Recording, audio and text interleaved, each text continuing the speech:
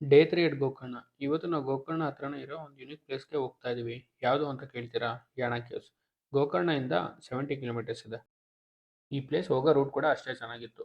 ಹೋಗ್ಬೇಕಾದ್ರೆ ಹೊಳೆ ಹರಿತಾ ಇತ್ತು. ಅಲ್ಲೇ ಸ್ವಲ್ಪ ಸ್ಟಾಪ್ ಮಾಡಿ ನೀರಿನಲ್ಲಿ ಸ್ವಲ್ಪ ಆಟ ಆಡಿ ಮತ್ತೆ ಯಾಣ ಕೇವ್ಸ್ ಕಡೆ ಸ್ಟಾರ್ಟ್ ಮಾಡಿದ್ವಿ. ಯಾಣ ಕೇವ್ಸ್ ರೀಚ್ ಆಗೋಷ್ಟರಲ್ಲಿ ಮಧ್ಯಾಹ್ನ 1 ಗಂಟೆ ಆಗೋಗಿತ್ತು. ಅಲ್ಲೇ ಕೆಳಗಡೆ ಇರೋ ಶಾಪ್‌ನಲ್ಲಿ ಮ್ಯಾಗಿ, ಬ್ರೆಡ್ ಆಮ್ಲೆಟ್ ಮತ್ತೆ ಆಮ್ಲೆಟ್‌ನ ತಿಂದ್ಕೊಂಡು ಹೊರಡೋಣ ಅನ್ನೋಷ್ಟರಲ್ಲಿ ಮಳೆ ಸ್ಟಾರ್ಟ್ ಆಯ್ತು. ಅಲ್ಲೇ ಶಾಪ್‌ನಲ್ಲಿ ರೈನ್ ಕವರ್ ಸಿಕ್ತು. ಅದನ್ನ ತಗೊಂಡು ಟ್ರೆಕ್ ಸ್ಟಾರ್ಟ್ ಮಾಡಿದ್ವಿ.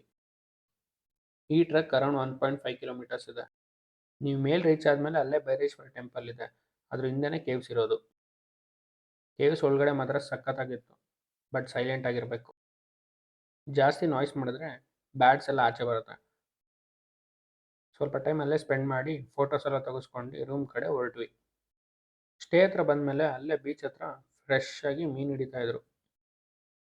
ಆ ಪ್ರೋಸೆಸ್ನ ನೋಡಿ ಫುಲ್ ಸುಸ್ತಾಗಿತ್ತು ಅಂತ ರೂಮ್ ಕಡೆ ಹೋದ್ವಿ.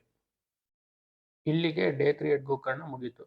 ಇದೇ ಥರ ಕಂಟೆಂಟ್‌ಗೆ ಸಬ್ಸ್ಕ್ರೈಬ್ ಮಾಡೋದನ್ನ ಮರಿಬೇಡಿ.